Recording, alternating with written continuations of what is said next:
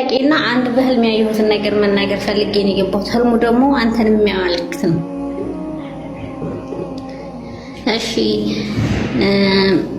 በህልሜ የሆነ ዋሻና ጎራና ጎራ መካከል ዳገት ወንዝ መካከል ሆኖ ከላይ ስታየው ጨለማ ዋሻ ይመስላል። ውስጥ ላይ ግን በጣም ሰፊና ትልቅ ብርሃን ያለው መስጂድ ነው። የአላህ መልክተኛ እዛ ቦታ ላይ እኔ በር ላይ ቆሜ በጣም በተጨነቅኩኝ ጊዜ መጡ። እሳቸው መጥተው መስጊድ ውስጥ ገቡና አዛን አሉ። ከዛ አዛን ብለው እኔ እሳቸውን ሳይ በጣም እያለቀስኩኝ ደስ ብሎኝ ማለት ነው። ማለት ሰው ደስ ብሎኝ ነው። እኔ ተከትዬ የገባሁና በሩቅ ሆኜ ከኋላቸው ሆኜ እኔ ሰላት አዛን አሉ ሲሰግዱ ቆምኩኝ። ከዛ ልክ ሰግደው ሲወጡ አንተ መጣ። አንተ ስትመጣ ፈገግ ብለው ልባቸው እንደዚህ ያዝ አደረጉና መጣህ እንዴ ያሉ። አሁን መጣሁ ያ ረሱላህ ብለህ አንተ እሺ እንኳን መጣ አብሽር አላህ ካንተ ጋር ነው ምናምን ብለው እኔም ዱአ አርጉልኝ አላህን ንገሩልኝ ብቻ ነው ምነው ሌላ ምንም ምነው ነገር የለም። በጣም እያለቀስኩኝ ዱአ አርጉልኝ አላህን ንገሩልኝ ምናምን ስል አብሽሪ እጅሽን ከፍ በእጃቸው እንደዚህ ሐሳዩና እጅሽን ከፍ አርገሽ ዱአ አርጊ አላህን ብቻ ለምኝ አብሽሪ ብቻ ነው የሚሉኝ። ይሄን ብቻ ነው ያሉኝ። አንተን አብሽራውና እንደዚህ ጀርባህን መታ አድርገው ሄዱ ማለት ነው። መርሐባል ካንተም እዛ መስጂድ ውስጥ ሆነ እየሰገድክ እኔ ከዛ ህልም ውስጥ ወጣሁኝ ማለት ነው። አንድ ህልም ይሄ ነው። ልቀጥል ጥያቄ ወይስ አላህ እውነት ያድርገው?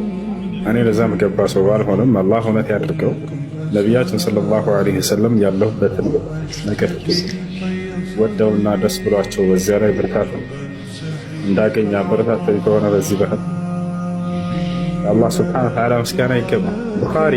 ቡኻሪ የሚለውን መጽሐፉን ይሄንን ኪታቡን ከማዘጋጀቱ በፊት ህልም አየ። ህልሙ ምን ነበር? ሰዎች ነቢዩ ሰለላሁ ዐለይሂ ወሰለም ተቀምጠው ከእርሳቸው ላይ በጭራ ነገር እንደዚህ ዝንብና እንትኖችን እያስወገደ ከእርሳቸው ላይ ያራገፈ ተመለከተ። በእርሳቸው ላይ የሚዋሹና ضعيف የሆኑ ሐዲሶችን ጥርት አድርጎ ሶሒህ ሐዲስ ማቅረቡ የተገለጸበት የሆነ ህልም ነው። ምናልባት ነቢያችን ሰለላሁ ዐለይሂ ወሰለም በጣም የምወዳቸው እኔ እንደርሳቸው እንደ ማንነቴ ከሆነ ከእርሳቸው ደረጃ የምደርስ አይደለም። እርሳቸውን አብሬያቸው ለሆን የምገባም አይደለም። በጣም ዝቅ ያልኩ ግን አንድ ነገር ነቢ ሰለላሁ ዐለይሂ ወሰለም እንወዳለን። ነገ የውመል ቂያማ አላህ ሱብሓነሁ ወተዓላ እርሳቸውን በመውደድህ ብሎ ጀነት እንዲያስገባኝ እመኛለሁ። እና ነቢያችን ሰለላሁ ዐለይሂ ወሰለም በህልም የማይገለጣቸው ትክክለኛ እርሳቸውን ነው ያየው ሰውየው። እንደ ሐዲስ ነቢ ሰለላሁ ዐለይሂ ወሰለም ሲናገሩ መን ረአኒ ፊል መናም ፈከአነማ ረአኒ ፊል የቀዛ ፈኢነ ሸይጣን ላ የተመሰሉ ቢ አሉ ሐዲስ ላይ በህልሙ እኔን ያየኝ እኔን ራሴን ነው በቀጥታ ያየኝ። ሰይጣን በሰዎች ህልም ላይ እኔን መስሎ አይገለጥምና ብለው ተናግረዋል። አላህ እውነት ያድርገው ያ ረብ اللهم احشرني مع النبي صلى الله عليه وسلم اللهم ادخلني الجنة مع النبي صلى الله عليه وسلم። ሁሌ የምለው ነገር አለ። ምን ትመኛለህ ብባል የነብዩ ሰለላሁ ዐለይሂ ወሰለም መንገድ ካስከተሉት ሰዎች መካከል ነህ ተብዬ ነገ ከአላህ ፊት መታየት የትንሣኤ ቀን ይሄ ትልቅ ድል ነው። እዚህ ቁሜ አንድ የነብዩ ሰለላሁ ዐለይሂ ወሰለም ሐዲስ ስናገር በውስጥ ያለውን ደስታ ያን ስናገር ምኞቴም ነገ ከነብዩ ሰለላሁ ዐለይሂ ወሰለም ጎን መቀስቀስና እርሳቸው አስተምረውት የሄዱትን ጥለውልን የሄዱትን ውርሳቸውን ወርሰን ከምድራዊ ውርስ ይልቅ ትልቁ ውርስ እሱ ነውና ከሀብትና ከጸጋ ከሰዎች ከምትወርሷቸው በላይ የነብዩ ሰለላሁ ዐለይሂ ወሰለም አስተምሮ ነውና ያንን ወርሳቸው ሸምድዳቸው ለትውልድ ቁጭ ብላቸው እርሳቸው ሲያስተምሩ እንደነበሩ ያን የተናገሩትን ትምህርት ዳግም መድገም ለትውልድና ማስተማር ነገ ከእርሳቸው ጋር የሚያደርግ የሆነ ነገር ነው። አላህ ከነዚህ ያድርገን። اللهم ارزقني الاخلاص والقبول اللهم جنبني من الشرك والرياء والسمعة وغيرها من التي يعني تفسد الاعمال والاخلاص ሱብሃንአላህ። ይሄንን ወላሂ እንደቀላል ነገር ልናየው እንችላለን፣ ግን ሐቂቃ ማለት ነው ወላሂ ነው የምላችሁ መታደል ነው። በተለይ ነብያችንን ማየት እስኪ በልባችሁ ጸጥ ብላችሁ አስቡት። በህልማችሁ የምንወደውን ባገኘ ነው ብለን የምንመኘውን ውዱን ነብያችንን ሰለላሁ ዐለይሂ ወሰለም ማግኘት ያ አላህ ምንኛ መታደል ነው። በህልም ደግሞ ማየት ማግኘት ማለት ነው። እና እስኪ ለሁላችንም የሚወፍቀን። በእርግጥ ንጹህ ልብ ያለውና ወደ አላህ የተቃረበ ነው ይሄንን የሚያገኘው። አላህ እንዲህ አይነት ልብ ይወፍቀን። ቪዲዮውን ላይክ እንዳደረጋችሁ አልጠራጠርም። እስኪ አንድ ክርስቲያን ደግሞ በሁሱ እንዴት እንደተደነቀችና እንዲሁም ደግሞ ሙስሊም መሆን እንደምትፈልግ ስትመሰክር ነበር። እኔ በጣም ተገርሜ ነው የሰማኋት። አብራችሁን ቆዩ። አስጠላኝ። ከዛሬ ጀምሮ እኔ ከክርስትናም ወጥቻለሁ። እኔ ወደ ነቢያት መንገድ መመለስ ፈልጋለሁ። አንዱን አምላክ በቃ አመልካለሁ። ሲኑ እንዴት ነሽ? ጀሃ እንዴት ነህ? ሰላም ነው አለሁልሽ። ደህና ነሽ? አለ ድምጼ ይሰማል? ጀሃ ትሰሚያለሽ? አዎ አለሁ። እንዴት ነህ? ደህና ነኝ። ሻሃዳ መያዝ ትፈልጊያለሽ?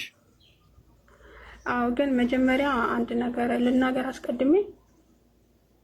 ተናገሪ። እሺ፣ እውነት ለመናገር እኔ ክርስትና በጣም ግራ ገብቶኛል። በቃ ምኑም አልገባኝም። ማለት እግዚአብሔር ፈጣሪ፣ እግዚአብሔር አብ፣ እግዚአብሔር ወልድ፣ እግዚአብሔር መንፈስ ቅዱስ አይደለም ፈጣሪ ማለት ነው። እና ብሉይ ኪዳን እያጠናው ነበረ። የነቢያት መንገድ ተውሂድ ወይም አንድ አምላክ ነው። ሙሴ እስራኤል ሆይ ስማ፣ ጌታ አምላካችን አንድ ጌታ ነው አለ። ኢየሱስም ከሙሴ በኋላ መጣና እስራኤል ሆይ ስማ፣ ጌታ አምላካችን አንድ ጌታ ነው አለ። ኢየሱስም ማለት ነው። እና ያ አንዱን ጌታ ደግሞ ኢየሱስ ምን አለ? እኔ ወደ አባቴና ወደ አባታችሁ፣ ወደ ፈጣሪዬና ወደ ፈጣሪያችሁ አድርጋለሁ አለ። አንዱ አምላክ የፍጥረት ሁሉ አባት ነው ይላል ዘዳግም ላይ። እና ያ አንዱ አምላክ እርሱ ብቻ የማይሞት ነው፣ እርሱ ብቻ የማይታይ ነው ይላል የእግዚአብሔር ቃል። እና ክርስቲያኖቹ ደግሞ ፈጣሪ ሞቷል ይላሉ። እና እኔ ኢየሱስን በጣም ወደዋለሁ፣ ግን በቃ ኢየሱስ ክርስቶስ ከራሱ ምንም ማድረግ አይችልም። እኔ ከራሴ ምንም ነገር ማድረግ አልችልም ማለት ስልጣን ተሰጠው።